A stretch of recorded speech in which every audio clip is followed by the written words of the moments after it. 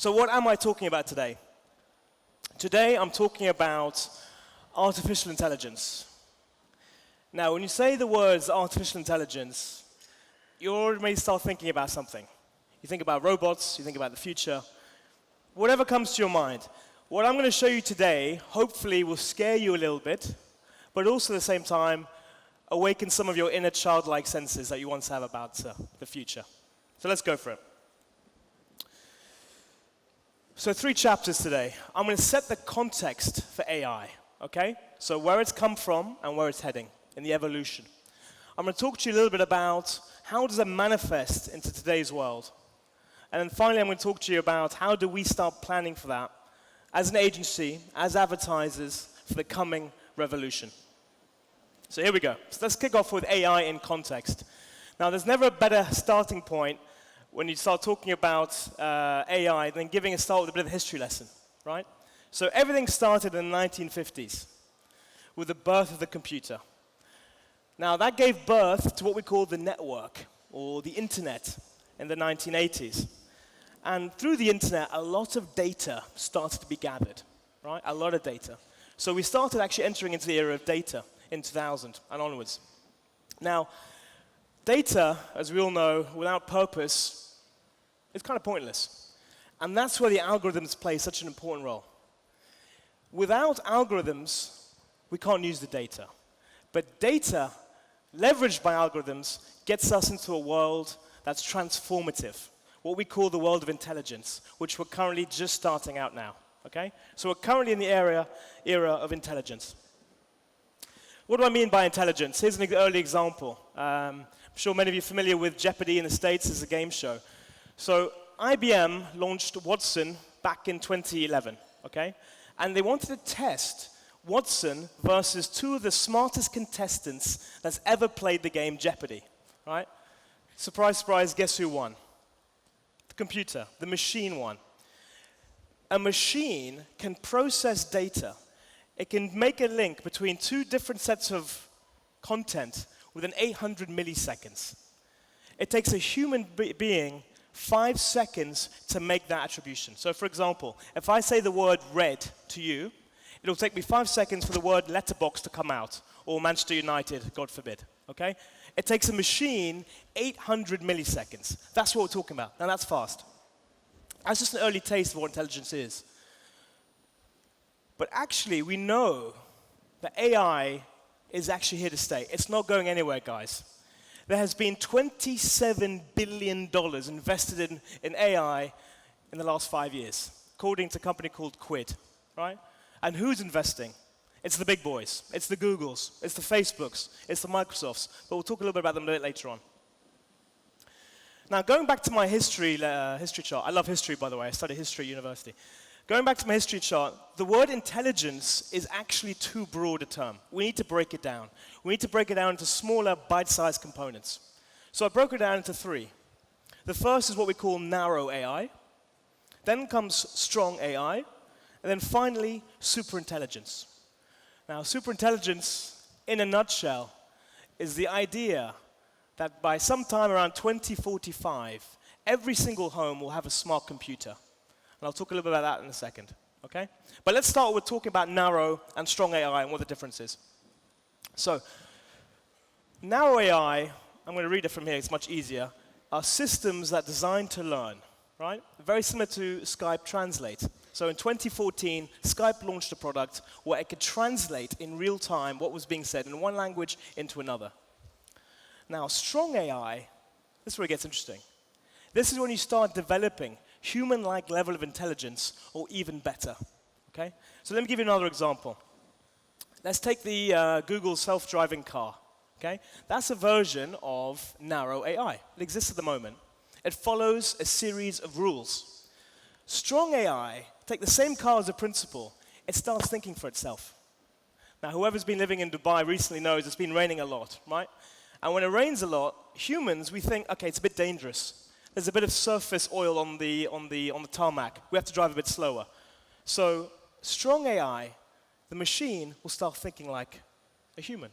It will say, okay, just started to rain. I'm going to slow down a little bit. I'm going to give myself more braking distance. That's just a really common example of what strong AI could be. Hopefully that makes sense. Now, what's helping to drive strong and narrow AI is Moore's law. For those of you familiar with Moore's law, it's the number of transistors on a chip doubling every single year. Yeah? Now, it's basically taking super speed and super power and bringing it together to create strong computational power. Okay? Imagine that in 2024, my same iPhone that I have today, by 2024, this will have 16,000 more power than it currently has today. And we're not even getting into strong AI yet. Now imagine if algorithms can develop at the same speed that Moore's law is running at.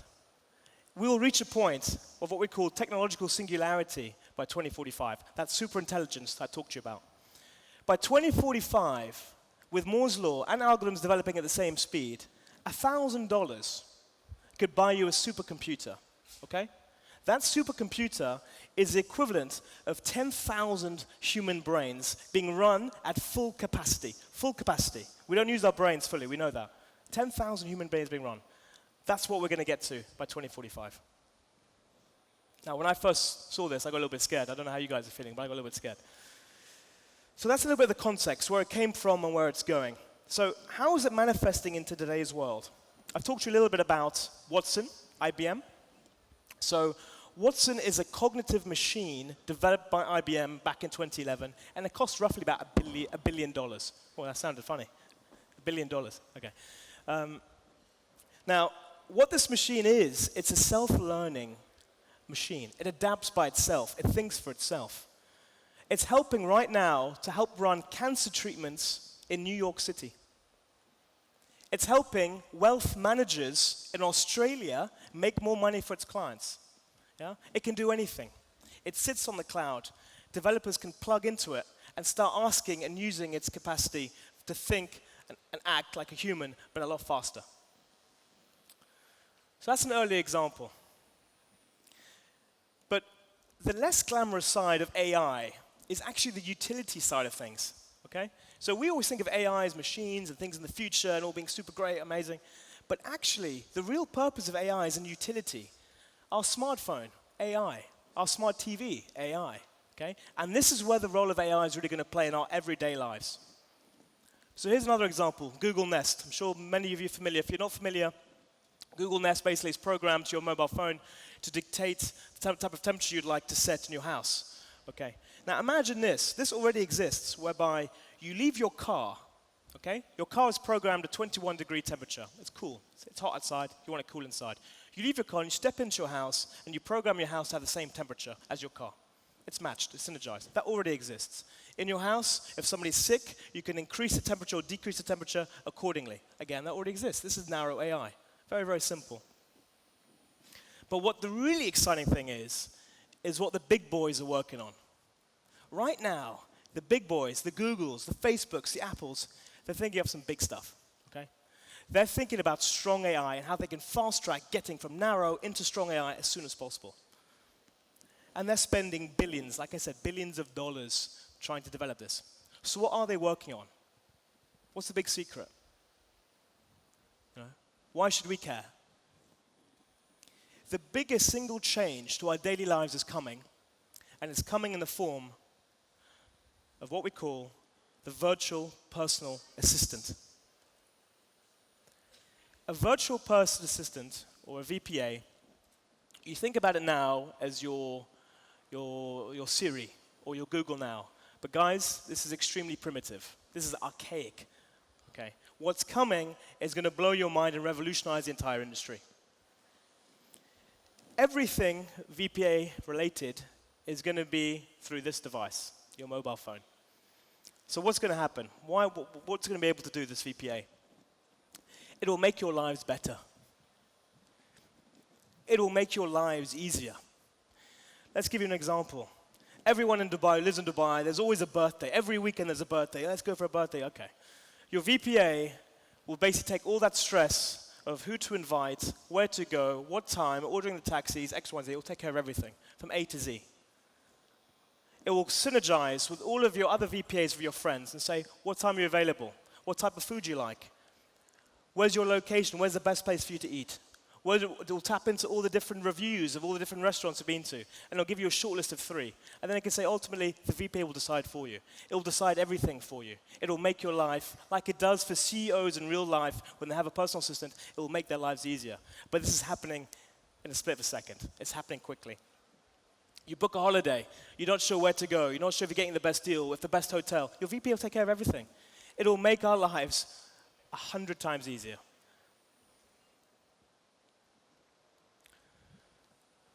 So who do we need to watch out for? There are 4 big players, okay? So you've got your Siris, you've got your Microsoft Cortanas, you've got your Google Now, and you've got your Facebook app. These are the big 4, really, who are consolidating and building a product right now on developing something, a piece of technology that's going to alter our lives. Imagine you're having a conversation with somebody, okay, and your phone is picking up that conversation.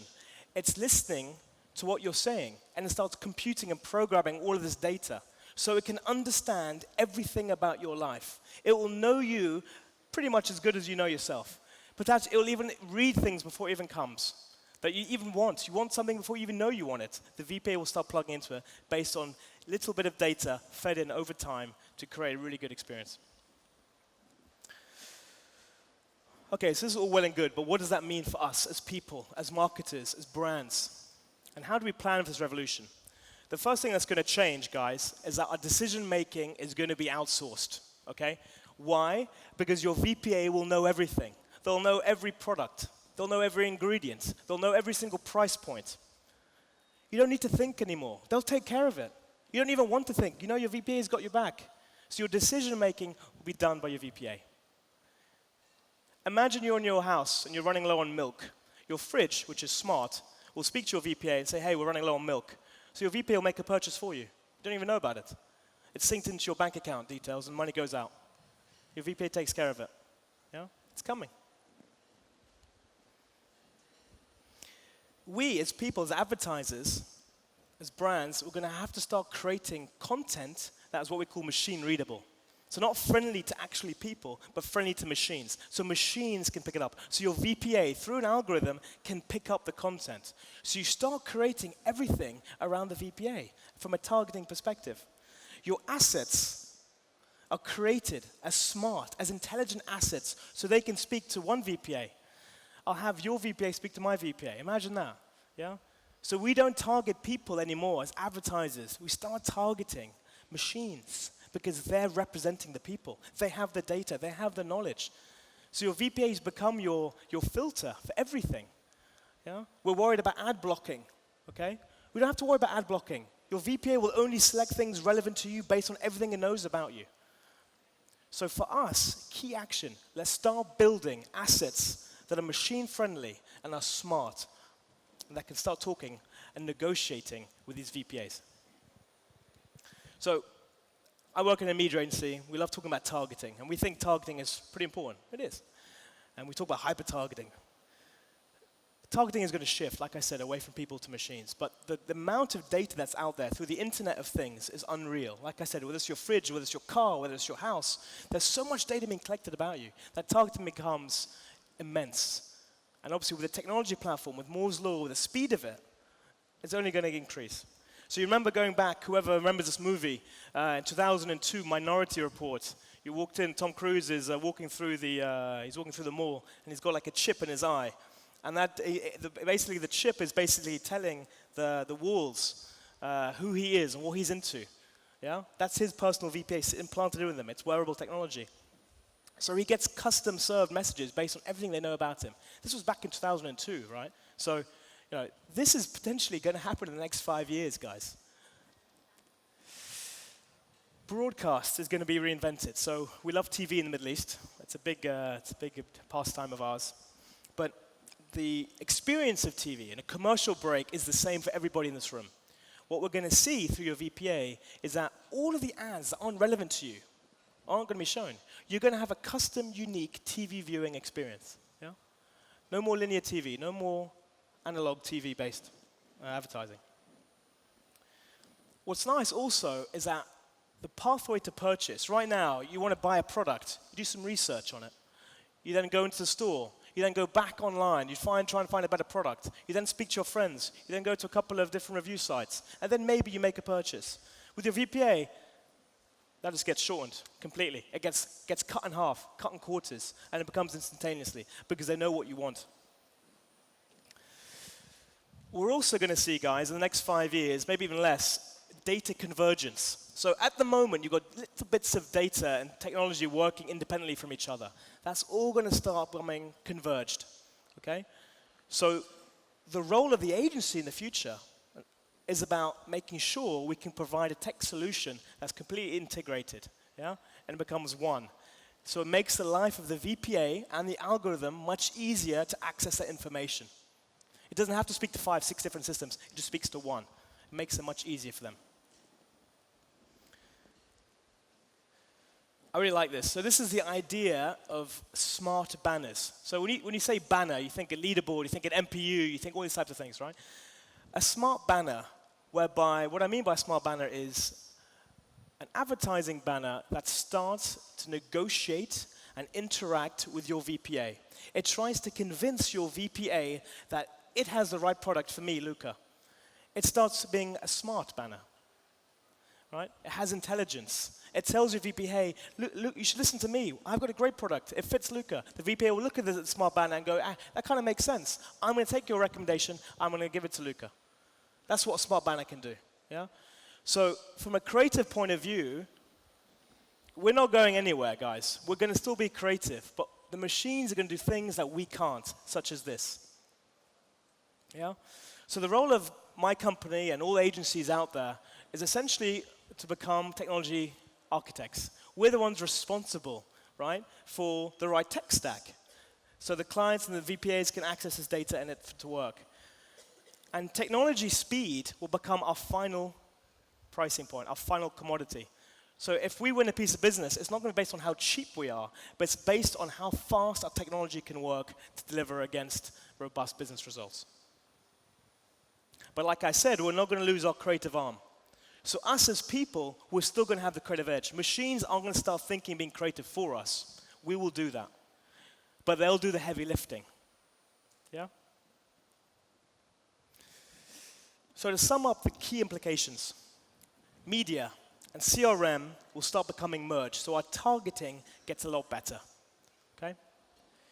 New creative routes, like the smart banner, will start to emerge. And then the decision-making will start to be purged.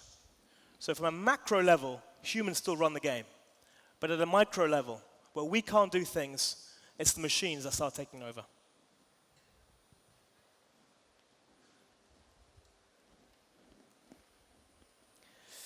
At PhD, we take artificial intelligence really seriously. We have a book called Sentience. It's available to purchase on Apple Store and Amazon.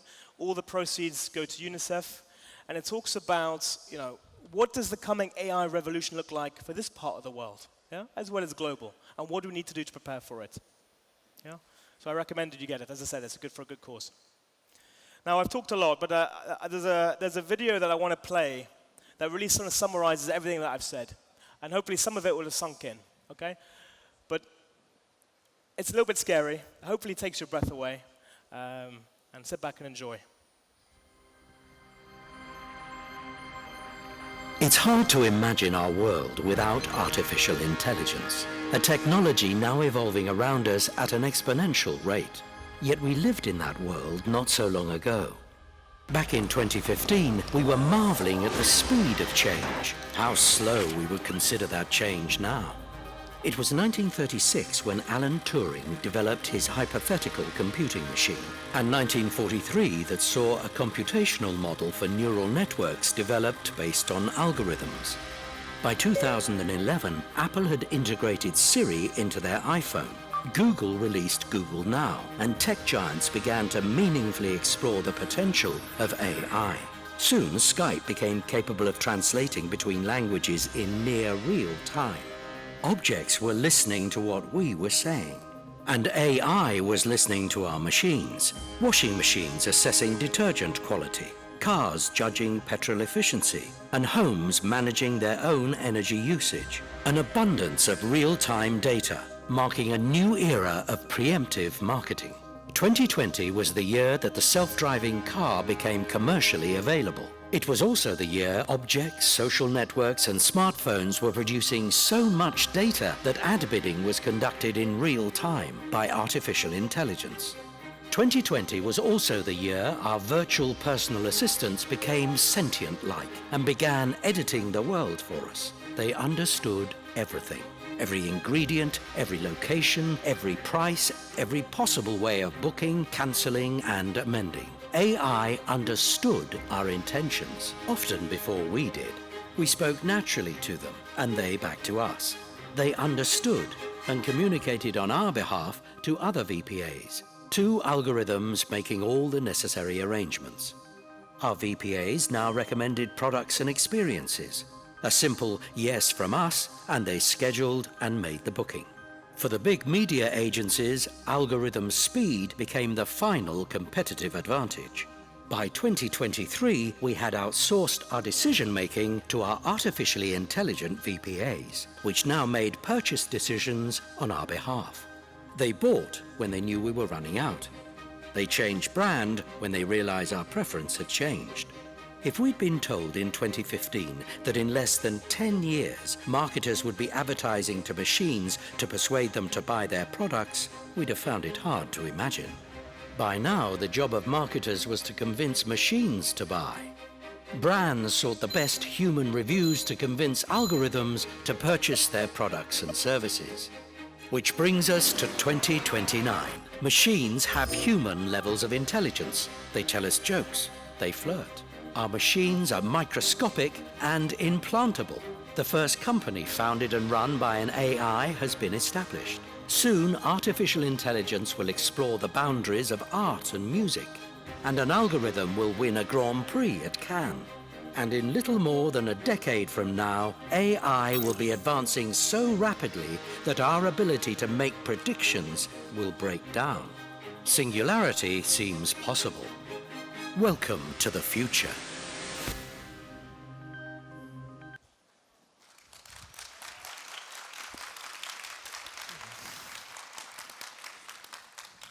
We're in a really exciting stage now where this transformative era that I talked about right at the beginning, it's the perfect blend of creativity, science, and data and technology.